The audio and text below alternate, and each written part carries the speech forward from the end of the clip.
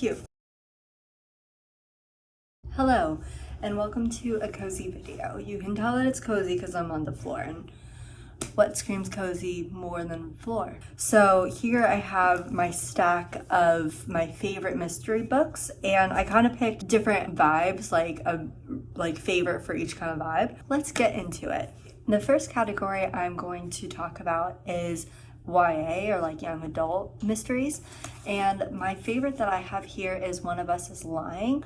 I haven't read like the sequel to it. I think there might be 2 sequels like about these characters, but you can read this just as a standalone, and it's quite fun.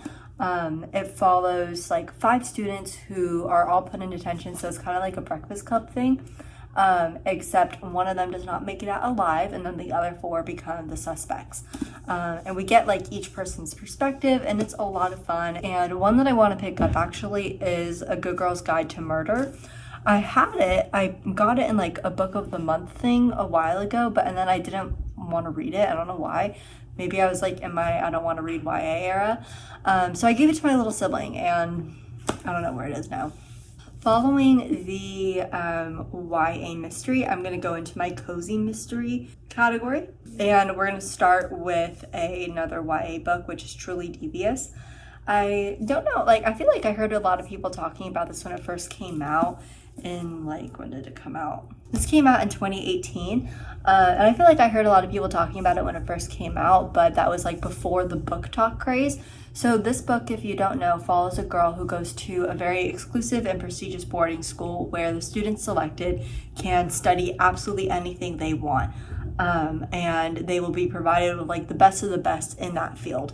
And this girl, our main character Stevie, she goes and she wants to be like, I think, some kind of investigator, and she really wants to solve a mystery that happened at this boarding school like 100 years prior. So she's trying to uncover this mystery that happened 100 years ago, and then doing so kind of sets off this string of more mysterious events going on in present day.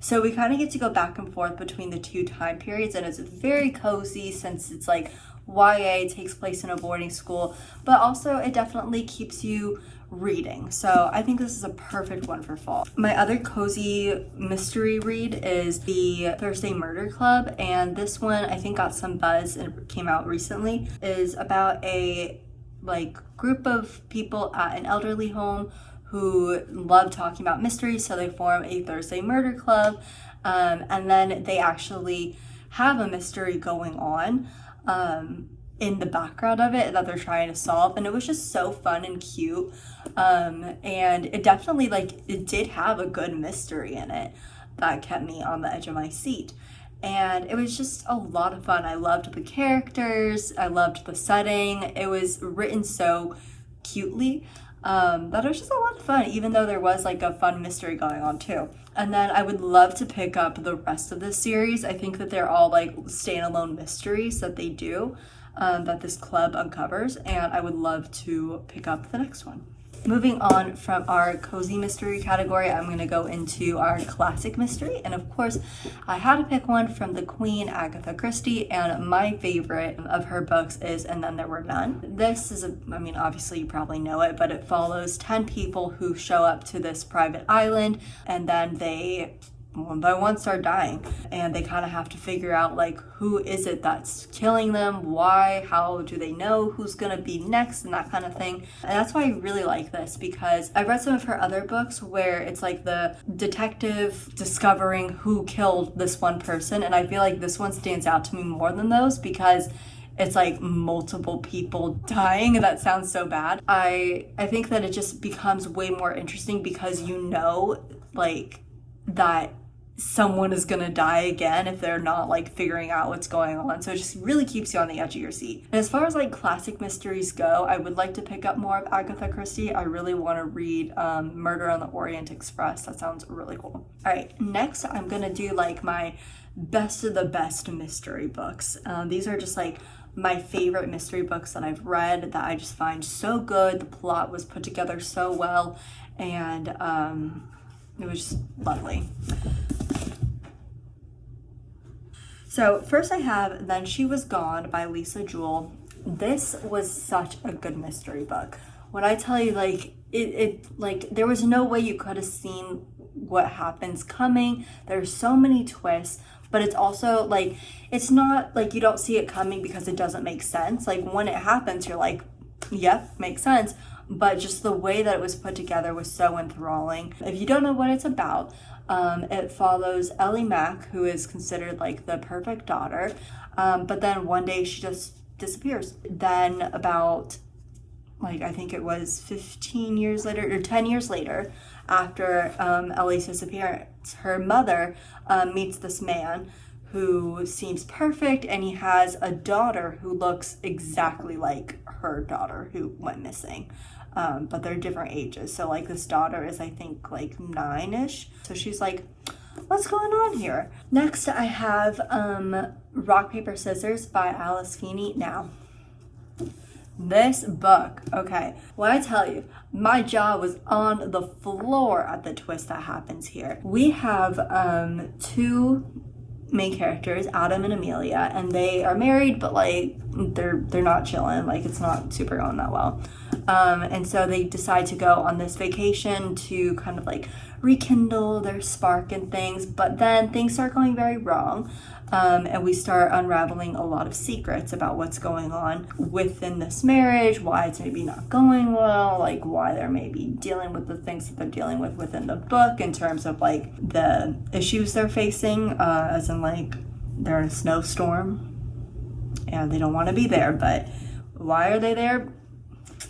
I can't tell you. You're gonna have to read. But this is another one where I'm like, I promise you pick this up. The only thing you have to worry about is making it to your next event, because you're not going to want to put it down. And then in terms of books that I would love to read in this category, I just really want to find another, like, really good page turner mystery. I read a lot of Frida McFadden. I'm, like, currently trying to get through all of her books. I think I have, like, 5 left. But I do feel like Frida McFadden's books, like, they definitely have their twists and they're very page turner-y.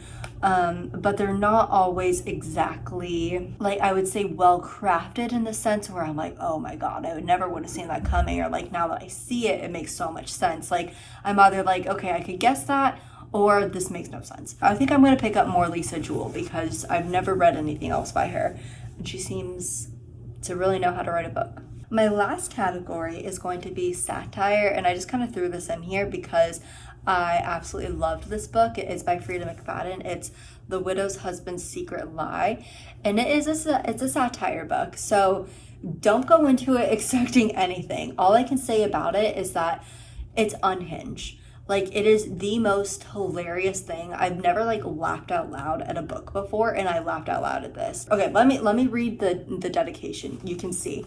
It's 4, and then it's a keyboard smash, if you can see that. And it said, sorry, my cat walked across my keyboard so many times, I finally decided to let her write the dedication. I love that. Like, right then and there. Love it. It's so unhinged. It kind of, like, plays on every single, like, trope you would find within a mystery book, or, like, that you could find in a mystery book. And it's just, like, so funny. Like, you could never see where it's going, and it's so silly, but just a lot of fun. So if you're looking for something fun and a quick read, I would definitely recommend that.